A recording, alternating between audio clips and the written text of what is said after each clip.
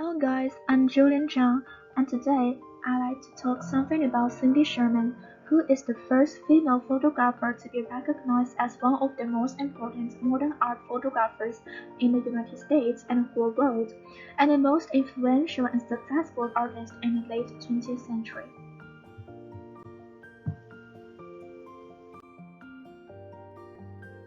My presentation will follow this part.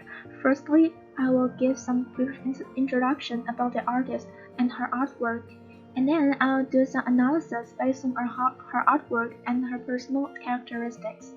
And finally, I got some inspiration about fashion and anti-fashion, the new concept, and I'll talk about something about that concept in the end of the presentation. So let's begin.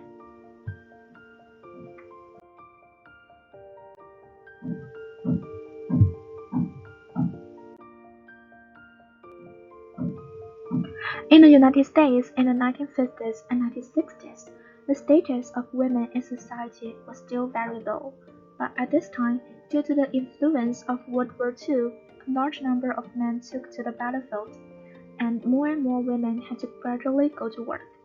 As a result, their economic status changed. In the 1950s, higher education in the United States was also developing. Women were able to receive higher education and obtain a college diplomas, which promoted their sense of freedom, independence, and equality. They strongly demanded integration into mainstream society, but the social situation that saw men as first-class citizens and women as second-class citizens hindered the desire to achieve the equality between men and women. So, they were eager to change the mainstream consciousness of discrimination against women in American society at that time. In this context, the feminist movement rose again after the 1920s. Cindy Sherman was born and raised in this era. She was born in New Jersey in 1954 and grew up in Huntington, near Long Island. After that, she started painting at the State University of New York, and she soon discovered the limitation of paintings for herself and turned her interest to photography. After graduating in 1977, she came to New York. For the beginning of photography, she explained, "I didn't want to make high art. I had no interest in using paint. I wanted to find something that anyone could relate to without knowing about contemporary art. I wasn't thinking in terms of precious print or archival quality. I didn't want the work to seem like a commodity."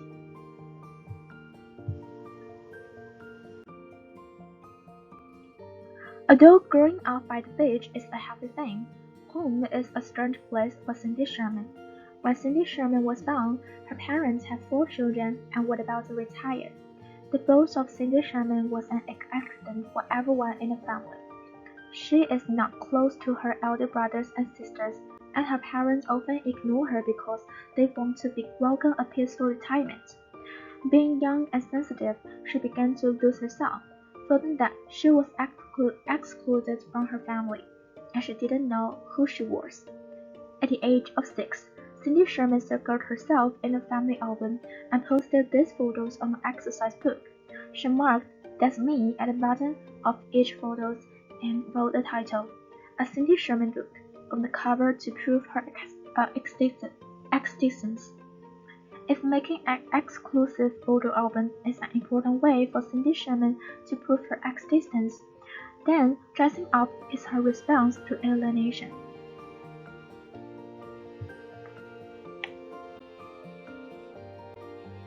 Sherman has loved wigs, makeup, and wearing different clothes to imitate since she was a little child.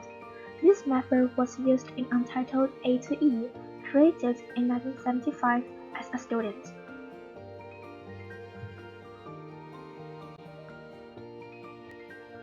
In 1976, the Buzz Rider series of photography still used this method, in which she plays a variety of characters from a solemn girl to a businessman with a briefcase in her studio seats, put on various gestures on it, as if it was a bench at the bus stop.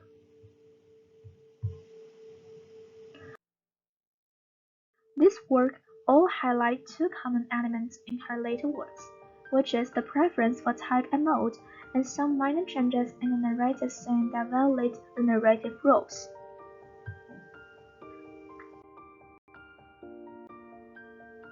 What made Sherman truly famous is the untitled movie stills filmed from 1977 to 1980s, which she created after graduating from the State University of New York. There are 69 photos in this group.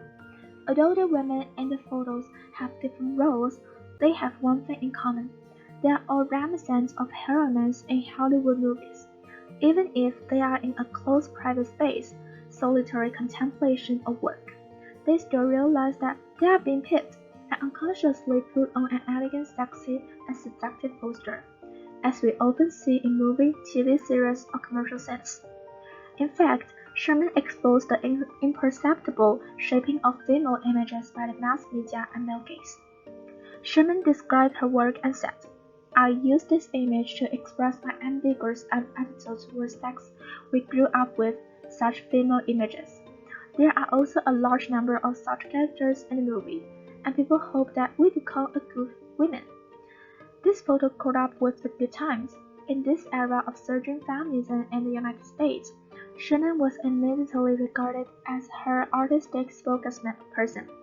Although Sherman doesn't think she is a feminist, these works are in the background at that time has successfully aroused the sympathy of feminists and received the widespread attention. The protagonist of Cindy Sherman's life work is only herself, but she shows everyone to the viewer. She has spent more than 14 years photographing other women, or more precisely, different female images, which make her work regarded by many as the vanguard of feminism and even the theoretical basis of male gaze.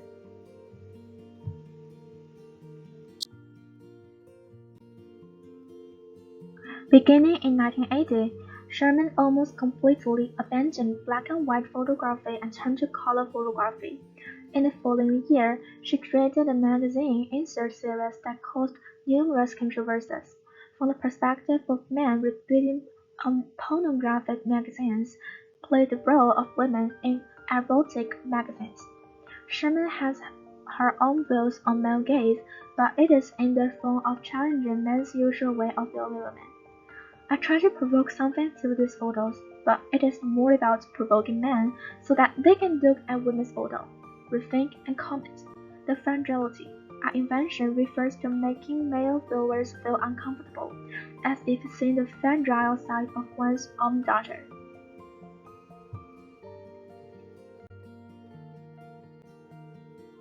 In 1983, Sherman was invited by New York fashion retailer and designer Daniel Benson to venture into fashion industry.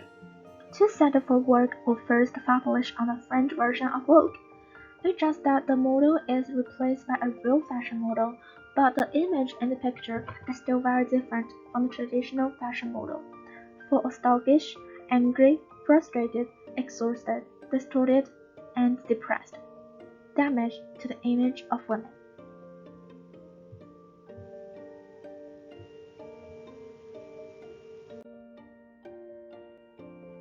In 2008, the latest series of work was done in her studio. In the photo, she was dressed up as an old lady in the upper class. Their lives are glamorous in appearance, but in reality, they are empty. They hope to retain the youth with jewelry, costumes, and makeup, but their inner vanity reveals their ugliness. These images are both noble and full of subtle incongruity.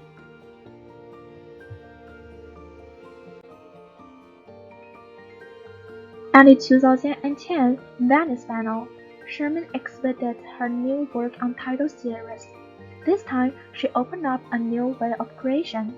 Her photograph was enlarged and printed directly on the wall, combined with 5 murals. Sherman played a variety of wizzily jazz roles: jugglers, tap dancers, middle-aged women.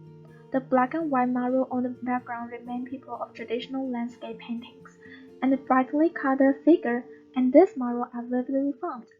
Contrast, these pain-faced middle-aged women didn't want to show any feminine charm at all. Sherman herself doesn't make up or do any retouching. She said that the women in these models are just very interested in their witness. They are mysterious and difficult to be subdued. Compared with the style of the lady series, this work presents a state of polarization.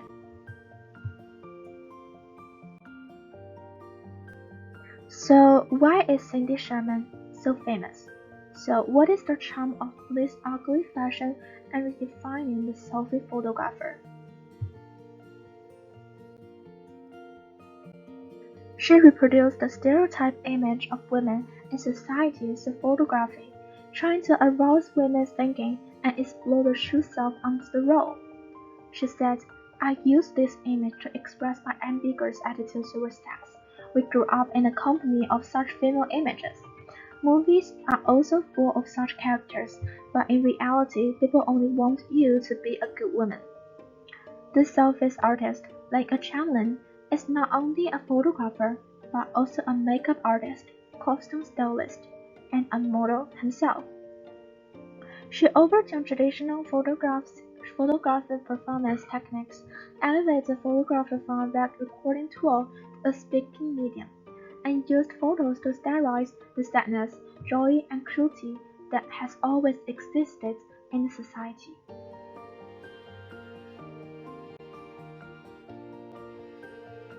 In addition, she is also an artist who redefined the beauty and ugliness. Cindy Sherman's aesthetics incorporate many styles, but they usually start from an artificial or imperfect perspective. In her attractive photos, the images are deliberately rough and deformed, challenging the concept of secular perfection. It is precisely because of the unforgettable and sensitive style that Cindy Sherman has become a hot partner in the fashion circle. The makeup shown in her work blurs the boundary between beauty and ugliness, and has become the source of inspiration for the beauty brand. MAC has launched three classical images of Cindy Sherman: the clown, doll, and lady makeup products.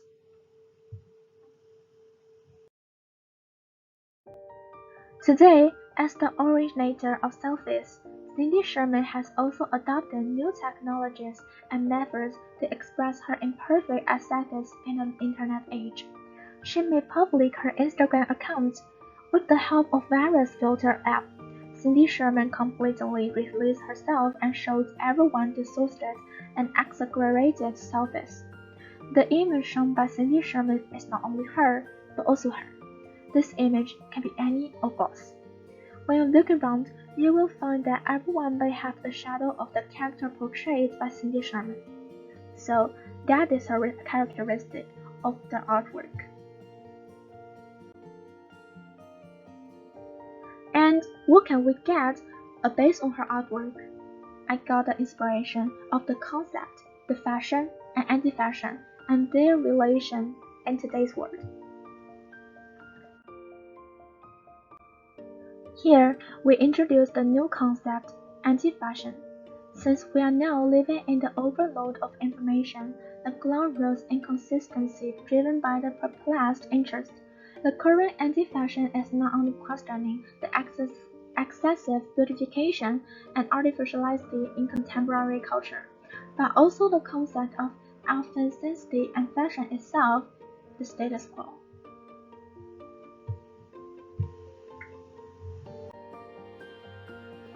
Although anti-fashion style tend to be separated from the fashion world, the concept of anti-fashion is closely related to the internal dynamics of fashion.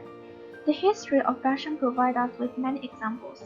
In the 1920s, Gabrielle Chanel launched an anti-fashion movement to oppose masculine clothing for women.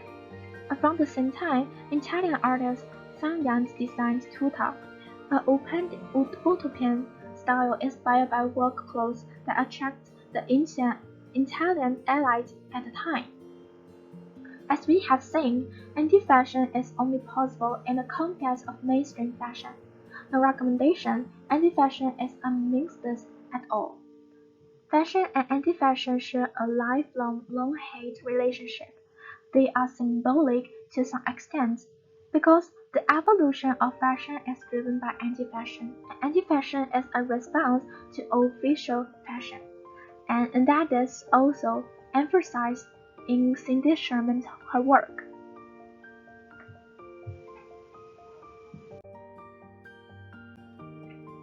Here is the reference list. And that's all for my presentation. Thanks for listening.